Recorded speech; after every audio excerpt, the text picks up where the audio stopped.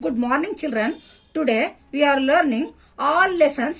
एक वाक्य में उत्तर लिखिए. ಒಂದು ವಾಕ್ಯದಲ್ಲಿ ಉತ್ತರಿಸಿ. कवि किसे प्रणाम कर रहे हैं? कवि मातृभूमि को प्रणाम कर रहे हैं. भारत माँ के हाथों में क्या है? भारत माँ के एक हाथ में न्याय पताका और दूसरे हाथ में ज्ञानदीप है. आज माँ के साथ कौन है? आज माँ के साथ कोटि कोटि लोग हैं. सभी और क्या गूंज उठा है? सभी और जय हिंद का नाद गूंज उठा है. भारत के खेत कैसे है? भारत के खेत हरे भरे और सुहाने हैं. भारत भूमि के अंदर क्या क्या भरा हुआ है? भारत भूमि के अंदर खनिजों का व्यापक धन भरा हुआ है. सुख संपत्ति धन धाम को माँ कैसे बांट रही है? सुख संपत्ति धन धाम को माँ मुक्त हस्त से बांट रही है. जग के रूप को बदलने के लिए कवि किससे निवेदन करते हैं? जग के रूप को बदलने के लिए कवि माँ से निवेदन करते हैं. जय हिंद का नाद कहाँ कहाँ पर गूंजना चाहिए? जय हिंद का नाद सकल नगर और ग्राम में गूंजना चाहिए. लेखक चीजें खरीदने कहाँ गए थे? लेखक चीजें खरीदने चौक में गए थे. लेखक को क्या नजर आया? लेखक को एक दुकान पर बहुत अच्छे रंगदार गुलाबी सेब नजर आए. लेखक का जी क्यों ललचा उठा? रंगदार सेब देखकर लेखक का जी ललचा उठा. टमाटो किसका आवश्यक अंग बन गया है? टमाटो भोजन का आवश्यक अंग बन गया है. स्वाद में सेब किससे बढ़कर नहीं है? स्वाद में सेब आम से बढ़कर नहीं है. रोज एक सेब खाने से किन की जरूरत नहीं होगी? रोज एक सेब खाने से डॉक्टर की जरूरत नहीं होगी. लेखिका ने कौवे को क्यों विचित्र पक्षी कहा है? लेखिका ने कौवे को इसलिए विचित्र पक्षी कहा है कि वो एक साथ समाधारित, अनाधारित और सम्मानित, अति अवमानित है. गिलहरी का बच्चा कहाँ पड़ा था? गिलहरी का बच्चा गमले और दीवार की संधि में पड़ा था. लेखिका ने गिल्लों के घावों पर क्या लगाया? लेखिका ने गिल्लों के घावों पर पेंसिलिन का मरहम लगाया. वर्मा जी गिलहरी को किस नाम से बुलाती थी? वर्मा जी गिलहरी को गिल्लू नाम से बुलाती थी. गिलहरी का लघुघात किसके भीतर बंद रहता था? गिलहरी का लघुघात लिफाफे में बंद रहता था. गिलहरी का प्रिय खाद्य क्या था? गिलहरी का प्रिय खाद्य काजू था. लेखिका को किस कारण से अस्पताल में रहना पड़ा? लेखिका को मोटर दुर्घटना में आहत होने के कारण से अस्पताल में रहना पड़ा. गिलहरी गर्मी के दिनों में कहाँ लेट जाता था? गिलहरी गर्मी के दिनों में लेखिका के पास रखी सुराही पर लेट जाता था. गिलहरियों की जीवनावधि सामान्यतः कितनी होती है? गिलहरियों की जीवनावधि सामान्यतः 2 वर्ष से अधिक नहीं होती है. गिलहरी की समाधि कहाँ बनाई गई है? गिलहरी की समाधि सोना जुई लता के नीचे बनाई गई है. आज की दुनिया कैसी है? आज की दुनिया विचित्र, नवीन है. मानव के हुक्म पर क्या चढ़ता और उतरता है? मानव के हुक्म पर पवन का ताप चढ़ता और उतरता है. परमाणु किसे देखकर कांपते हैं? परमाणु मनुष्य के करों को देखकर कांपते हैं. अभिनव मनुष्य कविता के कवि का नाम लिखिए. अभिनव मनुष्य कविता के कवि का नाम रामधारी सिंह दिनकर है. आधुनिक पुरुष ने किस पर विजय पाई है? आधुनिक पुरुष ने प्रकृति पर विजय पाई है. नर किन किन को एक समान लांग सकता है? नर नदी, गिरी और सागर को एक समान लांग सकता है. आज मनुष्य का यान कहाँ जा रहा है? आज मनुष्य का यान गगन में जा रहा है. अब्दुल कलाम जी का जन्म कहाँ हुआ? अब्दुल कलाम जी का जन्म मद्रास राज्य के रामेश्वरम कस्बे में हुआ. अब्दुल कलाम जी बचपन में किस घर में रहते थे? अब्दुल कलाम जी बचपन में अपने पुश्तैनी घर में रहते थे। अब्दुल कलाम जी के चचेरे भाई कौन थे? अब्दुल कलाम जी के चचेरे भाई शमसुद्दीन थे। अब्दुल कलाम जी के बचपन में दुर्लभ वस्तु क्या थी? अब्दुल कलाम जी के बचपन में पुस्तकें दुर्लभ वस्तु थी। जैनुल अब्दीन ने कौन सा काम शुरू किया? जैनुल अब्दीन ने लकड़ी की नौकाएं बनाने का काम शुरू किया। बसंत क्या क्या बेचता था? बसंत छलनी, बटन और दिया सलाई बेचता था। बसंत के भाई का नाम क्या था? बसंत के भाई का नाम प्रताप था। पंडित राजकिशोर क्या काम करते थे? पंडित राजकिशोर मजदूरों के नेता थे। वे लेक्चर देते थे और मजदूरों के बस्ती में जाते थे। छलनी का धाम क्या था? छलनी का धाम 2 आना था। बसंत और प्रताप कहाँ रहते थे? बसंत और प्रताप बीको हईर के घर में रहते थे। बसंत की सच्चाई एकांकी में कितने दृश्य है? बसंत की सच्चाई एकांकी में 3 दृश्य है। एकांकी का प्रथम दृश्य कहाँ घटता है? एकांकी का प्रथम दृश्य एक बड़े नगर के बाजार में घटता है। बसंत के घर पर डॉक्टर को कौन ले आता है? बसंत के घर पर डॉक्टर को अमर सिंह ले आता है। पंडित राजकिशोर के अनुसार बसंत में निहित दुर्लभ गुण कौन सा है? पंडित राजकिशोर के अनुसार बसंत में निहित दुर्लभ गुण प्रामाणिकता है। पंडित राजकिशोर कहाँ रहते हैं? पंडित राजकिशोर किशनगंज में रहते हैं। तुलसीदास मुख को क्या मानते हैं? तुलसीदास मुख को मुखिया मानते हैं। मुखिया को किसके समान रहना चाहिए? मुखिया को मुख समान रहना चाहिए। हंस का गुण कैसा होता है?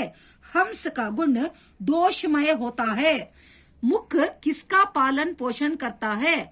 मुख शरीर के सकल अंगों का पालन पोषण करता है। दया किसका मूल है? दया धर्म का मूल है। तुलसीदास किस शाखा के कवि है? तुलसीदास राम भक्ति शाखा के कवि है। तुलसीदास के माता पिता का नाम क्या था? तुलसीदास के माता पिता का नाम हुलसी और आत्माराम दुबे था।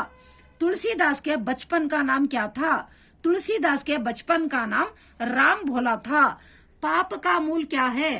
पाप का मूल अभिमान है। तुलसीदास के अनुसार विपत्ति के साथी कौन है? तुलसीदास के अनुसार विपत्ति के साथी विद्या, विनय और विवेक है। इंटरनेट का अर्थ क्या है? इंटरनेट अनगिनत कंप्यूटरों के कई अंतरजालों का एक दूसरे से संबंध स्थापित करने का जाल है। इंटरनेट बैंकिंग के द्वारा क्या भेजा जा सकता है? इंटरनेट बैंकिंग के द्वारा दुनिया की किसी भी जगह पर चाहे जितनी भी रकम भेजी जा सकती है, खरीदारी कर सकते हैं, बिल भर सकते हैं।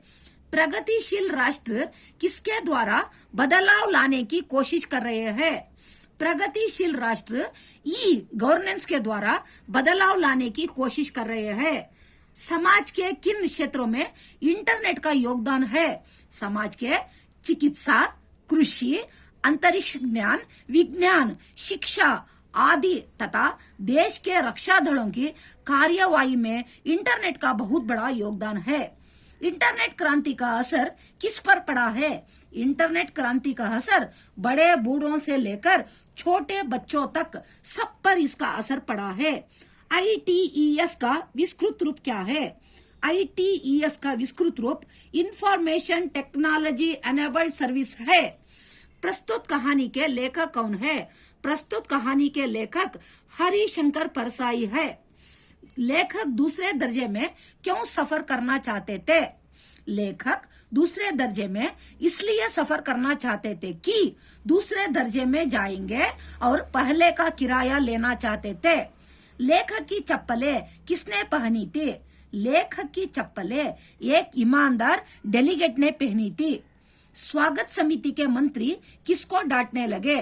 स्वागत समिति के मंत्री कार्यकर्ताओं को डांटने लगे। लेखक पहनने के कपड़े कहाँ दबाकर सोए। लेखक पहनने के कपड़े सिराने दबाकर सोए। सम्मेलन में लेखक के भाग लेने से किन किन लोगों को प्रेरणा मिल सकती है। सम्मेलन में लेखक के भाग लेने से ईमानदारों तथा उदीयमान ईमानदारों को प्रेरणा मिल सकती है। लेखक को कहाँ ठहराया गया। लेखक को एक बड़े कमरे में ठहराया गया। ब्रीफ केस में क्या था। ब्रीफ केस में कागजात थे। लेखक ने धूप का चश्मा कहाँ रखा था। लेखक ने धूप का चश्मा कमरे की टेबल पर रखा था। तीसरे दिन लेखक के कमरे से क्या गायब हो गया था। तीसरे दिन लेखक के कमरे से कंबल गायब हो गया था। सिंगापुर आदिवासी कहाँ रहते थे। सिंगापुर आदिवासी पूर्वोत्तर भारत में रहते थे। सबसे पहले आदमी को मकान बनाना किसने सिखाया। सबसे पहले आदमी को प्राणियों ने मकान बनाना सिखाया। मकान के बारे में पूछताछ करने दोनों दोस्त कहाँ चल पड़े। मकान के बारे में पूछताछ करने दोनों दोस्त जंगल की ओर चल पड़े। दोस्तों की मुलाकात सबसे पहले किससे हुई। दोस्तों की मुलाकात सबसे पहले हाथी से हुई। दोस्तों ने क्या क्या तय किया। दोस्तों ने मकान बनाना तय किया। हाथी से उत्तर पाकर दोस्त किससे मिले। हाथी से उत्तर पाकर दोस्त सांप से मिले। सब जानवरों की बातें सुनकर दोस्तों ने क्या किया। सब जानवरों की बातें सुनकर दोस्तों ने दुनिया में पहला मकान बनाया। कवि के अनुसार मनुष्य को सुख कब नहीं मिलता। कवि के अनुसार समय को नष्ट करके सुख नहीं मिलता। बहाने बनाने का प्रमुख कारण क्या है। बहाने बनाने का प्रमुख कारण आलस है। समय किसका दिया हुआ अनुपम धन है। समय भगवान ईशा का दिया हुआ अनुपम धन है। कवि किस पर विश्वास करने को कहते हैं। कवि आत्मा अपने आप पर विश्वास करने को कहते हैं। समय को खोने से क्या होता है। समय को खोने से हमेशा पछताना पड़ता है। वर्षों से सक्सेना के परिवार में कौन काम कर रहा था। वर्षों से सक्सेना के परिवार में साधोराम सेवक काम कर रहा था। धीरज सक्सेना किस कार्यालय में जा पहुंचे। धीरज सक्सेना रोबोटिक कारपोरेशन के कार्यालय में जा पहुंचे। एक रोबोट वैक्यूम क्लीनर से क्या साफ कर रहा था। एक रोबोट वैक्यूम क्लीनर से रोबोनिल की मुलाकात किससे हुई। रोबोनिल की मुलाकात रोबोदीप से हुई। शर्मा परिवार के कुत्ते का नाम लिखिए। शर्मा परिवार के कुत्ते का नाम शेरू। रोबोनिल और रोबोदीप किससे मिलने लगे। रोबोनिल और रोबोदीप कंपनी के मालिक रोबोजी से मिलने गए। वैज्ञानिक लेखक का नाम लिखिए। वैज्ञानिक लेखक का नाम आइजैक असिमोव था। बचेंद्री पाल को कौन सा गौरव प्राप्त हुआ है। बचेंद्री पाल को एवरेस्ट की चोटी पर चढ़ने वाली पहली भारतीय महिला होने का गौरव प्राप्त है। बचेंद्री के माता पिता कौन थे। बचेंद्री के माता हंसदेई नेगी और पिता किशन पाल सिंह थे। बचेंद्री ने क्या निश्चय किया। बचेंद्री ने निश्चय किया कि वो अपना भाई जैसे पहाड़ों पर चढ़ेगी। बचेंद्री ने किस ग्लेशियर पर चढ़ाई की। बचेंद्री ने गंगोत्री ग्लेशियर पर चढ़ाई की। सन 1983 में दिल्ली में कौन सा सम्मेलन हुआ था। सन 1983 में दिल्ली में हिमालय पर्वतारोहियों का सम्मेलन हुआ था।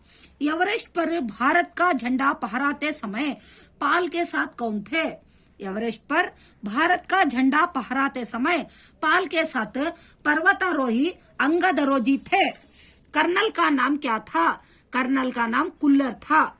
लाटू कौन सी रस्सी लाया था। लाटू नायलॉन की रस्सी लाया था। बचेंद्री ने थैले से कौन सा चित्र निकाला।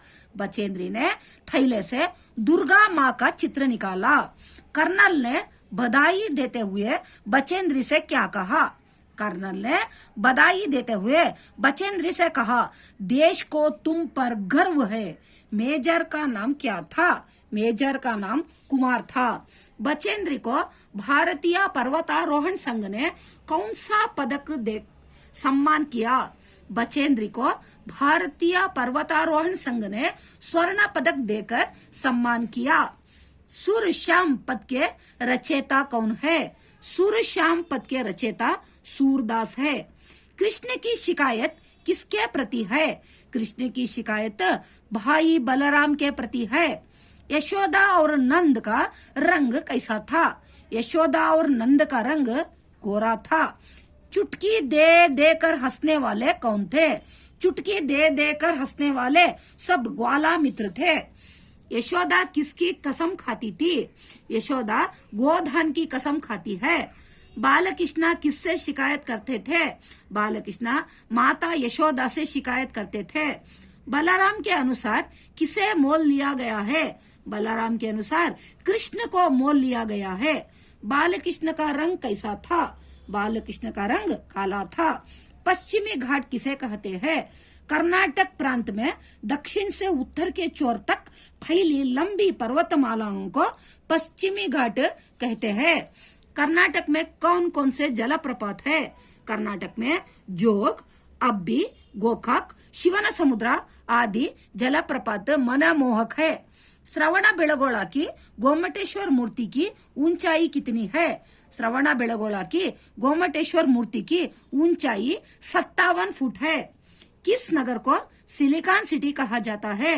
बेंगलुरु नगर को सिलिकॉन सिटी कहा जाता है। भद्रावती के 2 प्रमुख कारखानों के नाम लिखिए। भद्रावती में कागज, लोहे और इस्पात के बड़े कारखाने हैं। सेंट फिलोमिना चर्च किस नगर में है? सेंट फिलोमिना चर्च मैसूरू नगर में है। विजयपुरा नगर का प्रमुख आकर्षक स्थान कौन सा है? विजयपुरा नगर का प्रमुख आकर्षक स्थान गोल गुंबज है। अरबी समुद्र कर्नाटक की किस दिशा में है? अरबी समुद्र कर्नाटक की पश्चिमी दिशा में है। कर्नाटक की दक्षिण दिशा में कौन सी पर्वतमालाएं शोभायमान है? कर्नाटक की दक्षिण दिशा में नीलगिरी पर्वतमालाएं शोभायमान है। कौन कौन कंचे खेल रहे थे? रामू और श्यामू कंचे खेल रहे थे। खेल में कौन सदा बेईमानी करता है? रामू खेल में सदा बेईमानी करता है। रामू को स्कूल जाने के लिए कौन कहता है? रामू को स्कूल जाने के लिए मोहन कहता है। रामू ने किस विषय पर गृह कार्य नहीं किया था? रामू ने गणित विषय का गृह कार्य नहीं किया था। हमें किस उम्र में अच्छी आदतें डालनी है? हमें 12 वर्ष की उम्र में अच्छी आदतें डालनी है। रामू को टोली में लाने की जिम्मेदारी किसने ली? रामू को टोली में लाने की जिम्मेदारी संजय ने ली। टोली का मुखिया कौन बना? टोली का मुखिया मोहन बना। बच्चों की तारीफ किसने की? बच्चों की तारीफ कलेक्टर ने की। किससे डरकर नौका पार नहीं होगी? लहरों से डरकर नौका पार नहीं होगी। किन की हार नहीं होती है? कोशिश करने वालों की कभी हार नहीं होती है। दाना लेकर कौन चलती है? दाना लेकर नन्ही चींटी चलती है। चींटी कहाँ चढ़ती है? चींटी दीवारों पर चढ़ती है। किसकी मेहनत बेकार नहीं होती? कोशिश करने वालों की मेहनत बेकार नहीं होती। सागर में डुबकियां कौन लगाता है? सागर में डुबकियां गोताखोर लगाते हैं। मोती कहाँ मिलती है? मोती गहरे पानी में मिलती है। किसकी मुट्ठी खाली नहीं होती? जो हमेशा कोशिश करती है उसकी मुट्ठी खाली नहीं होती। किसको मैदान छोड़कर भागना नहीं चाहिए? संघर्ष का मैदान छोड़कर भागना नहीं चाहिए। कुछ किए बिना ही क्या नहीं होती है? कुछ किए बिना ही जय जयकार नहीं होती है। ಮುಂದಿನ ವಿಡಿಯೋಗಳಿಗಾಗಿ ನನ್ನ ಚಾನೆಲ್ ಅನ್ನು ಸಬ್ಸ್ಕ್ರೈಬ್ ಮಾಡಿ, ಶೇರ್ ಮಾಡಿ, ಬೆಲ್ ಐಕಾನ್ ಒತ್ತಿ, ಲೈಕ್ ಮಾಡಿ, ನಿಮ್ಮ ಅಭಿಪ್ರಾಯ ನನಗೆ ಕಳುಹಿಸಿ।